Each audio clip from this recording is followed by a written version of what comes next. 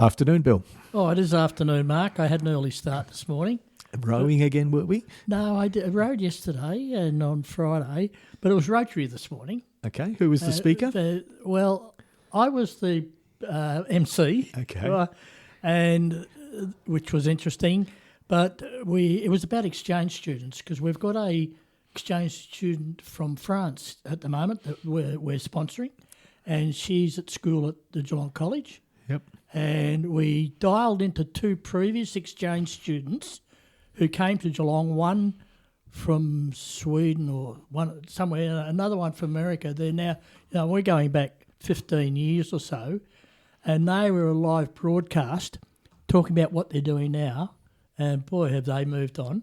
But they spoke about the value of coming to Australia as exchange students on a Rotary program and how it changed their lives. That's good. Which is a great story. Did you copy that and paste it up on the Twitter feed for Rotary? No?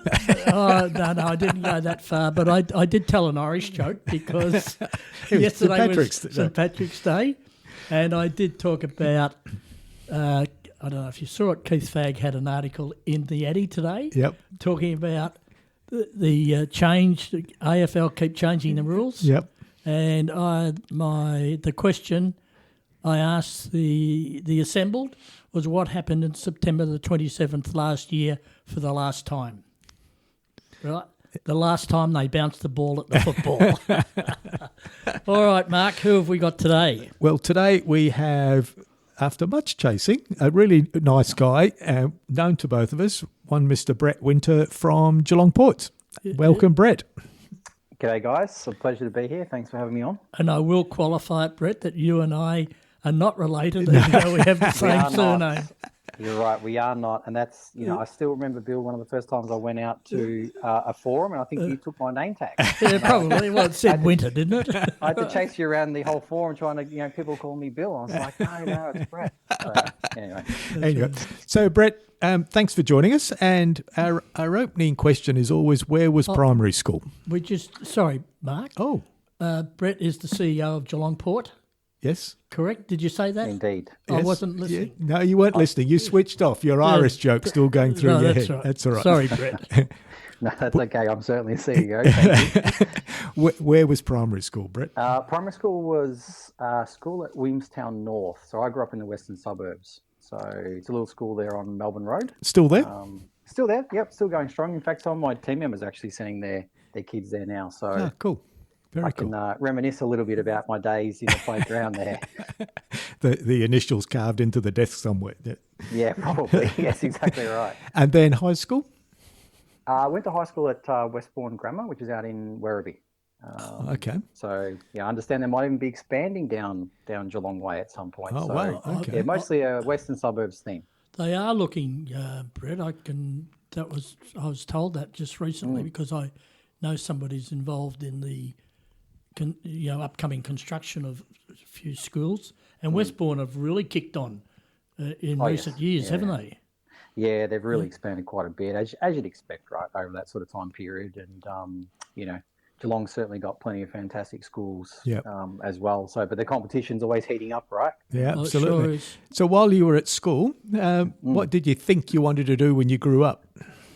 I always wanted to be a pilot. I was one of those kids that absolutely had their heart set on that one thing. It wouldn't matter who I was talking to. Everything was about planes and flying planes. Wow. And, I used to get all the magazines, and there was a picture of me as a little boy, and I had so many magazines stacked up next to me that were actually taller than me as a kid, because I would just pour through this sort of stuff. So always wanted to do that, had a sort of pathway set out on that front. Unfortunately, didn't quite get there. When I got a bit older, sort of heading into sort of year 11, I lost the hearing. Got quite sick, quite ill. Oh, okay, yep. And that really disrupted that pathway because I had all my subjects lined up. I was writing to my sciences and things like that. And so, because I'd picked a military pathway, that's what I wanted to do. Once that sort of was off the table, it sort of meant I had to rethink things a little bit, and so I pivoted more towards business on the back of that. You never went and tried to get your private license just to fly? I haven't, but I have sort of lived vicariously through a few people that have done the same thing. Most people I find, I think that they sort of head into helicopters for that sort of, getting that sort of feel, if you like, on that front. Yep. Could certainly still do it, but I don't know how I would fit it possibly in the schedule would be the biggest issue right now. Yep. But yeah, that was the thing for me. I used to love it. I could talk to you about anything to do with planes, commercial or military, whatever. These days, of course, if you can't do any of that, you buy a drone. well, exactly right. We have some mutual friends. Obviously, they're Jeff and his team at Bar and Drone. So I might have to hit him up for a license or something, a few lessons. And I know Bar and Drone, and it's interesting. We'll digress for a quick minute. Bar and Drones have done some work for you at Geelong Port. Oh, heaps. And heaps of work. Jeff I believe that Jeff is the highest qualified drone pilot in our region. Yeah, and I think you're right. He's very nearly could fly a jumbo jet or a Concorde. He's fantastic. Yeah. And his work is brilliant. It is. They've done a lot of work for us over the last 10 years. And, I must admit, I've been tempted every time I see Jeff sort of getting the drone up, just, give him a bit of a nudge and say, can I just take the controls for a little bit? That's right. And these things cost so much, right? You don't want to play with them. Yeah, that's true. So while you're at school, did you have any part-time jobs? I did, funnily enough, my I don't know if you technically call this a first job or not, but I used to also be quite the budding artist as well, right? Okay. So I used to love the creative side, and so I used to do a lot of drawing as a kid. And in those earlier years, I figured out that, I'm actually pretty decent at this. And so I actually started charging my classmates. It was about 20 cents a page to help with their storybooks, right? I'd do their drawings for their stories. Well, that's your first business. That's very good. That's my first thing. I mean, just don't tell the tax office. Right? But I used to do that. I think it was 20 cents for a page, or it was 50 cents for the whole book. Now, the problem is, though, guys, is that even though I had that part of the business worked down, I would then go and blow it at the milk bar that afternoon. So not sure I had the fiduciary responsibility part of it established yet to call it a full-fledged business. But I did that sort of early on. I was always attracted to that. And then, sort of moved into sort of standard sort of first jobs, I guess. Worked in a news agency for work experience, stacking shelves. Had a very interesting experience in the hospitality industry. Working in a nightclub and figured out that wasn't the way to go for me pretty quickly. Did all sorts of jobs as a young man, just to fill the time and earn some pocket money. So did you head off to uni? I did, yes. Yeah, I actually had a couple of deviations there too, in truth. Like I started off actually and was originally heading into computing and computer science, because that's another interest I've got as well. On the side, but then essentially changed geography. So I was going to be down at Monash, and then ended up changing back out to the western suburbs just for some personal reasons, and ended up studying international trade, which of course introduced me to supply chains and all the wonderful things that happen around the globe on that front, and global shipping and all those elements. And ultimately that's sort of what has shaped the sort of my career to date, I think. So what was your first real job then? What did that take you to? Look, the first real job I started, I worked full time my last year of uni because I thought, I'll just get going. And I started in a call center. And so I was a team leader on a technical support help desk because again I could do a bit in IT and things like that, or at least I used to think I could. And so I managed a small team. It was to do with a golfing program. All the golfers out there would know it used to be called GolfLink. I remember that. I remember GolfLink. Yes. Yeah. And so they had a technical support help desk, right? So those clubs would sort of call in through the week and on the weekends if they needed help with their systems and whatnot. So I did that for a little while, and then really once I finished uni and got into sort of proper career, I started at Toyota Australia, which was an amazing introduction, working for that company. So it's really blossomed from there. So what did you do there? I started as an export analyst. Yes. And so basically we were involved in Toyota's export program to the Middle East back when they were manufacturing cars. And so they were shipping probably about 50, 60,000 vehicles per year, particularly across to the Middle East. And so the job as an analyst really was a lot of the reporting, a lot of the coordinating work between the plant, and the distributors in terms of what's being ordered, what they need. And then, of course, the supply chain, literally physically getting the cars, onto the ships and then out to their destination. There's a lot of moving parts that sort of go with that operation. And so I learned a huge amount, and I was really, really lucky in that initial period that I had a fantastic boss. In many ways, he probably ruined all future bosses for me because I just thought that was the standard. Right? But I had someone in there that was really patient with me, that was really a leader as a coach, taught me a lot of things, but taught me a lot of things both in terms of how the business works, but also by simply watching them operate too. And then again, he had a boss above him that was much the same, and so I started off in a really quite fortunate place. Yeah. And on top of that, I don't know how much you know about Toyota. Obviously, everyone knows about the cars and everything. But well, Brett, just a moment there. I recall last time I saw you, we were together on a tour of a Toyota facility in Tarnay. That's right. Not Tarnay. We were. That's right. Somewhere in western suburbs. Yeah, the Tucho facility, exactly right. So that was their warehousing. So that's one of their, I guess you call it like a trading house or a subsidiary sort of business. So. I'll still keep an eye on that. I've got a great fondness there for Toyota, my time there. And as I said, the reason really is around the cultural stuff that you learn in an organisation like that. Everyone knows Toyota production system and the methodologies and the Kaizen and improvement stuff, but they had a couple of values that really still resonate with me today. And this is just sort of two principles, right? We got this little silver book when we started, and it's like, this is what's called the Toyota way. Yep. And basically they had sort of two core principles, and that's respect for people and continuous improvement. Right. And it's a really nice, simple foundation. It's just like, we want to make sure that everyone is treated fairly and with respect, and we listen to perspectives and ideas. But also, as my boss said to me on my first day, he said, you've actually got two jobs. Your first one is going to be your day-to-day job, where you need to do this, X, Y, Z. Your second one is to make the business better. And that's a continuous improvement mindset, is you're just always looking for ways to optimize, even small things, right? It doesn't have to be revolutionary, but small things in how you can contribute. And when you can build a culture like that across a business, obviously you can leverage that into some pretty impressive results overall. So, and Toyota's famous for that, isn't it? That it absolutely. I can't remember who I was talking to that worked at Toyota, and one of the cleaners came up with some idea, and they embraced it, and it was put across every Toyota production line because it made it more efficient and cleaner. And it was just interesting that it's embraced at all levels of the organisation. It's not everybody's contributing. It is, and it's very much one of those things, because we all deal with that in different parts of businesses. How do you sort of create that culture?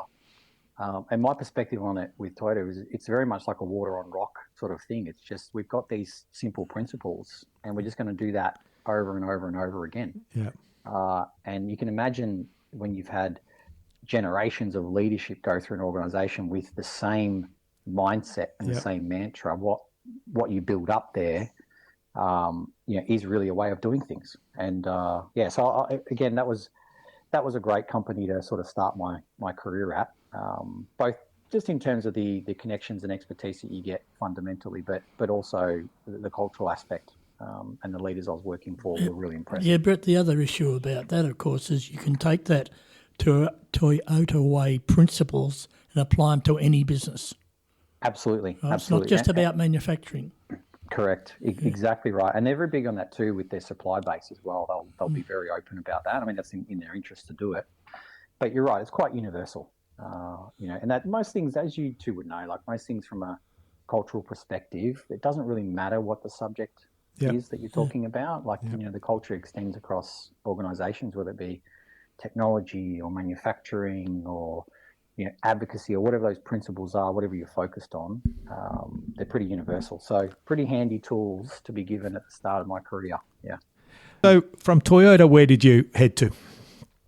So I guess like most people, you sort of spin out into the wider network, usually from where you sort of started. And one of Toyota's suppliers that I worked with was the Patrick Group, which you'd probably be familiar with for their stevedoring escapades back in the 90s as well. It was quite a big logistics group, essentially. And one of their divisions they had was their auto division, which essentially looked after all the car distribution around Australia, and also what they call the processing, or the fitting of different elements to the cars to get them out to the dealers. And so I sort of moved from the Toyota position, moved across to Adelaide at that time, and started working on the Mitsubishi account. I was like an account manager, and assisting them with their logistics and all their planning and whatnot.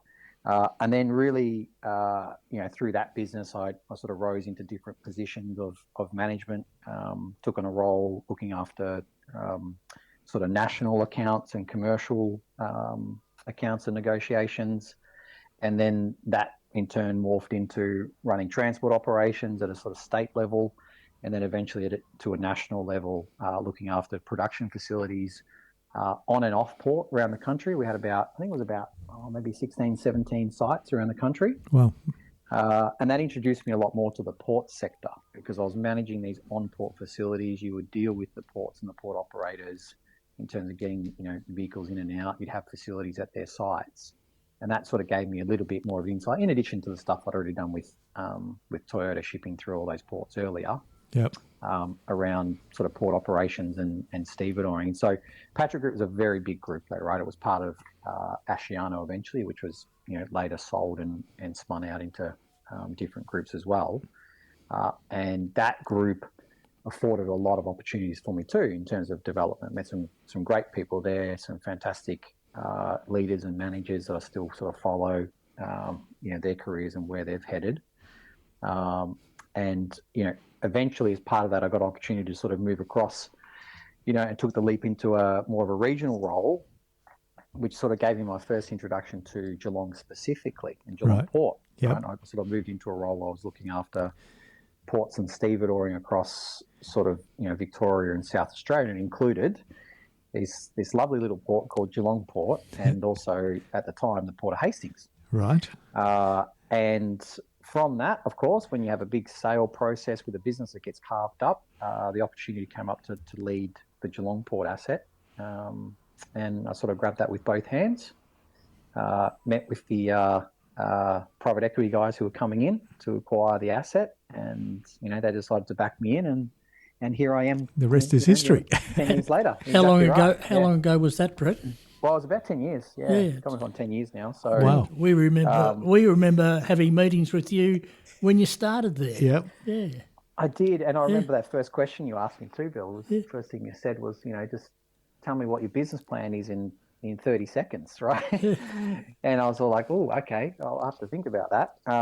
But those early times in Geelong, one thing I will say, particularly to the both of you, is, when I first came into the Geelong region, one of the things that struck me about Geelong, and what I think is so special about the business community in particular, is that it's incredibly welcoming, and it's also a place where people will work to connect you with others. And help you. And you two are particularly great examples of that, and I'll always be grateful for that. Thank you, Brett. I still remember coming to my first, it was a strategy session. I think it was Bar and Water were launching their strategy, and you had the great Joe Plummer up there was talking about her strategy, and I was just in the audience. And I walked out of that session and I bumped into you, Mark. Yep. And we started talking. I said, how's this? And you said, well, by the way, we've got this director group. You should come and talk to us there.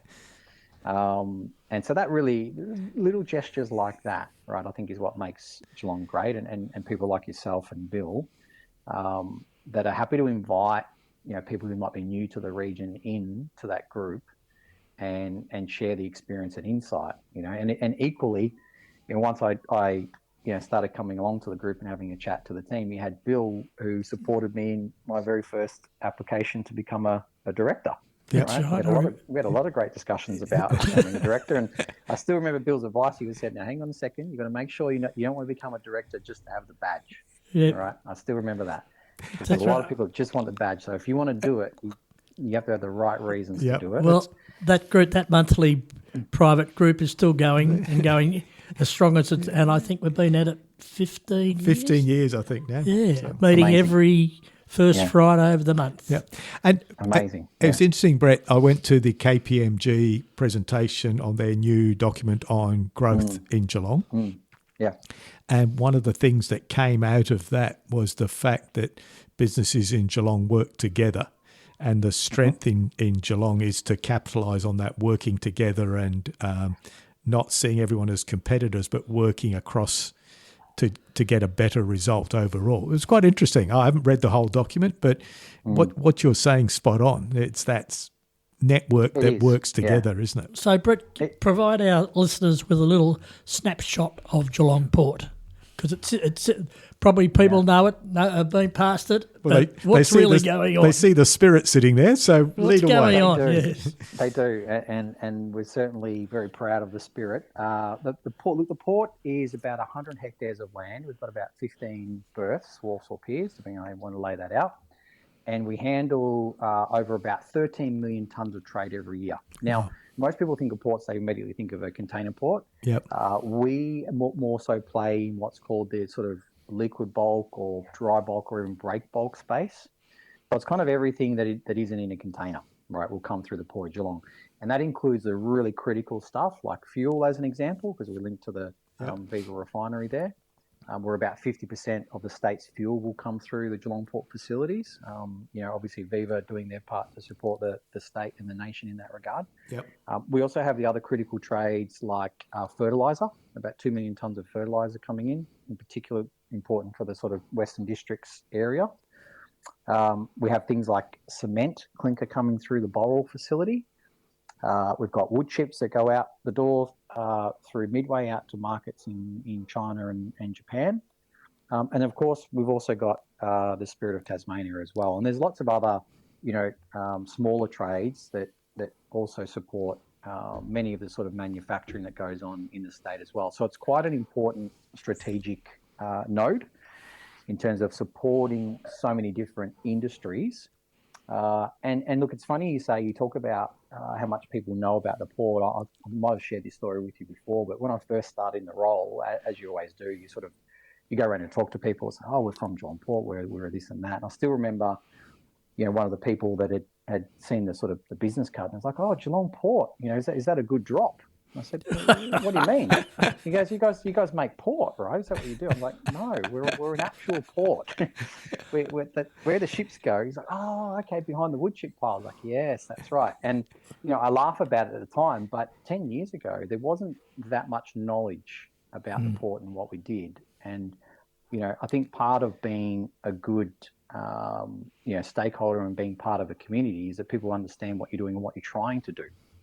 Right. So one of the things that we really wanted to address as part of that was just reconnecting Geelong more broadly with the history of the port, because it is a great port city.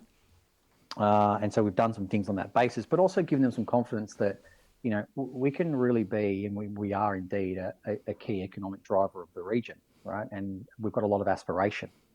Of course, in those early days when you're talking about it, everyone's got grand plans, right? Everyone talks a big game. But we've been pretty lucky in that we've been able to deliver on all of those things, and we've got some fantastic partnerships. And indeed, we just celebrated 10 years with one of our great partners, and that's the Reardon Group. Okay. They're operating, Jim and his team operating grain out of Geelong and some other ports and sort of shipping that around the world. And it's those kind of stories, those sort of Geelong-based stories, where you're helping a locally sort of Geelong-based business with their growth aspirations. That's really what the good ports can do. Yeah. They can really harness the region. Is there a limit to the size of vessel that can come into the Geelong Port? Yeah, there's always limitations, and they're going to be governed by the depth of the channel, as an example. Obviously, a deeper channel means that you can load in heavier ships. So there's a natural limitation there because we're at a depth of 12.3 metres. The sort of larger container ports need to be at a depth of sort of around about sort of 15 metres or thereabouts. Oh, well, okay. For the bigger ships. And so that's why we focus on the areas where our strengths are. Right? So is that a tidal measurement, Brett? Tide can affect it, yeah. So the tide in Geelong or in Corio Bay, I should say, is probably about a metre. It's not a particularly big tide. So you will see some ships going in and out based off the tide to try and maximise their payloads. But yeah, you're sort of a little bit constrained in that regard. But otherwise, we've got so many different options, and not every ship needs that. And that's particularly the case when you talk about bulk shipments, because they're coming in smaller parcels. sort of 30,000 tonnes thereabouts. So those supply chains tend to have a little bit more just in time, a bit more about the flexibility, and so they're not looking to always go bigger is better. They're looking to just get the size right. Yep. So yeah, we play to our strengths in that regard. But look, there's certainly been plenty of growth in the port, as you've seen. You mentioned obviously Spirit of Tassie. That was a big one for us, and there's been more before that as well, and hopefully more to come. We've got a lot of focus in the future about our offshore wind terminal and what we want to do at Oyster Cove. So yeah, well, we've seen. I think you've had some turbines out there, haven't you? And upright stanchions or whatever they're called. Yeah, the towers. Yeah, so we do a lot of the onshore wind. That's one of the sort of key parts of the sort of renewable energy mix for Victoria already.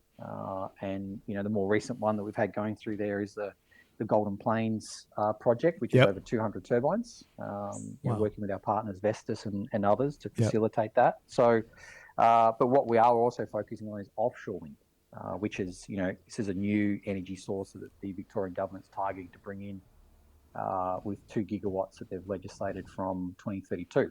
Yeah. So we're looking to build a terminal to support that. That's at least 25 hectares in size at our Oyster Cove site. So, and the good thing about that is, again, we're trying to be very future focused as well and create these facilities that are going to enable those trades to stand up. And then, of course, you get all the benefit from a local employment perspective, right? Over 850 jobs attached to that project. So, we kind of look at our role in that regard as really being stewards or custodians, if you like, and that was the title of the sort of history book we did, right? Custodians of the Bay, because we kind of see this as, well, the people that came before us at the port, the people that built these facilities, right back, gosh, you could go back into the 1800s if you really want to go all that way back.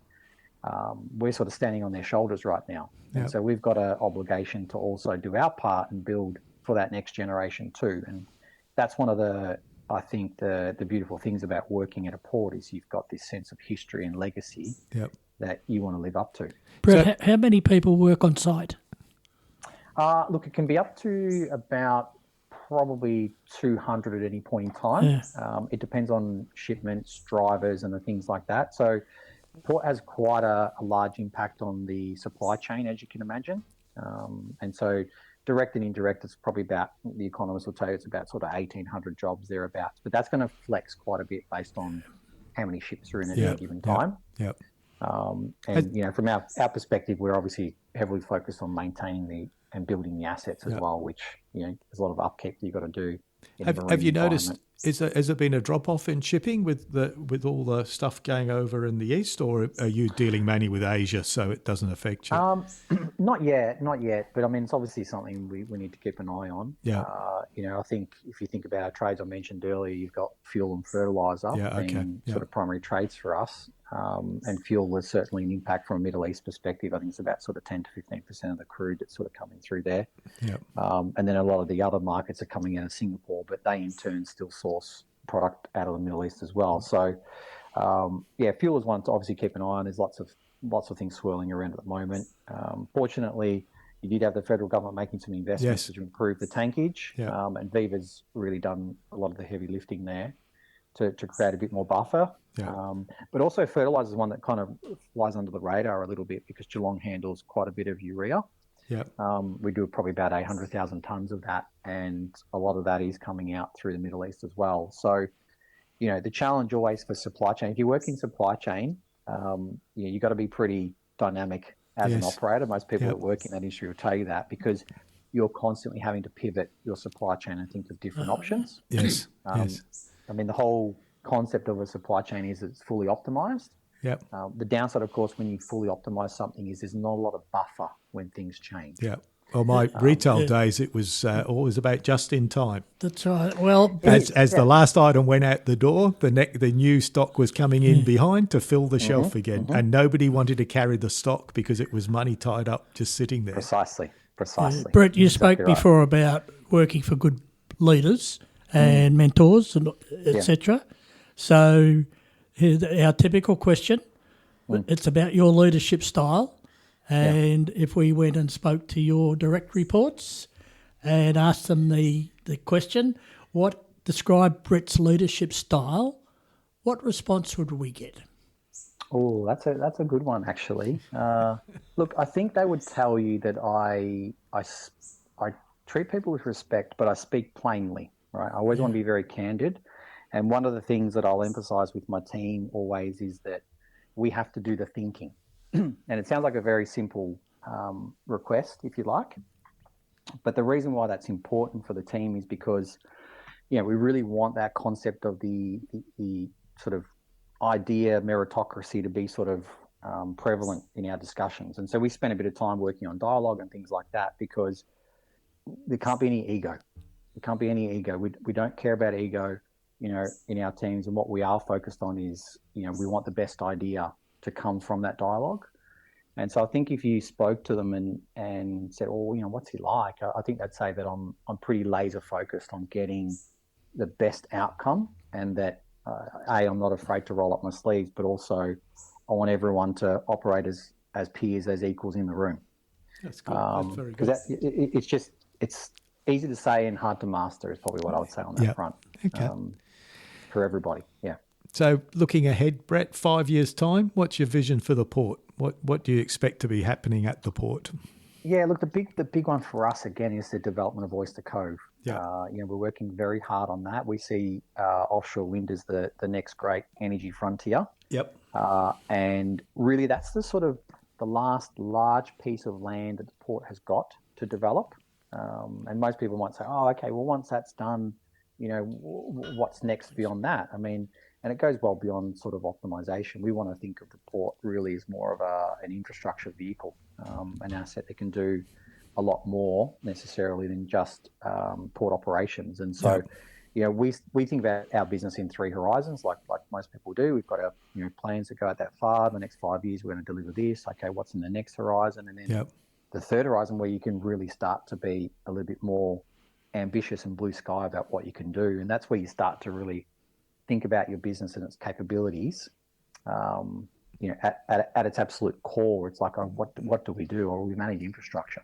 Yeah, right? We manage infrastructure, and we want to provide this frictionless supply chain for our customers. So I think there's potential beyond that, but for right now, it's really, we're heavily focused on this immediate development opportunity and what that can bring for Geelong. Fantastic. One of the key issues around the port, as those who understand what's going on, is always about transport access, etc. Mm-hmm. So you obviously have a master plan, and what sort of, changes do you see happening regarding transport infrastructure around the port?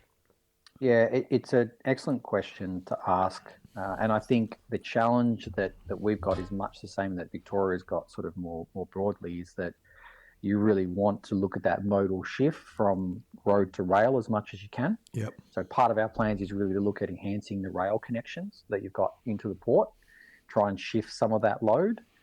Victoria's got this challenge right across the board, right? Because we're geographically a little bit more of a constrained or smaller area, and road transport's always going to have its advantages as well. So, but what we're looking to do in Geelong, because we think we've got a bit of an imbalance there, is just try to provide more of those options when it comes to rail. Of course, the road network's got to be maintained. One of the other challenges is just making sure the over-dimensional access is maintained, particularly with all these wind farms.